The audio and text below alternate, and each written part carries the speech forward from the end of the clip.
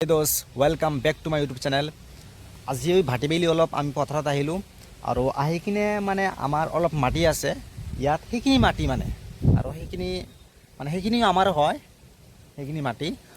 মানে মা ক'লে যে তুমি অলপ যোৱা গৈ কিনে মানে হেৰি কৰা কোদালেৰে দি মানে মাটিবিলাক নৰম কৰাচোন মানে আলু ৰোপণ কৰিব লাগে সো আমি প্লান্ট পটেটোছ কাৰণে আমি মানে মাটিবিলাক নৰম কৰি আছোঁ আৰু সেইখিনি আছে কোদাল আছে সেইখিনি আৰু আমি কোদালেৰে দি এতিয়া মাটিবিলাক নৰম কৰিম মানে আধা কৰিছোঁ আৰু সেইখিনি সো তো আপোনালোকে চাই থাকক সো আমি কেনেকৈ কৰোঁ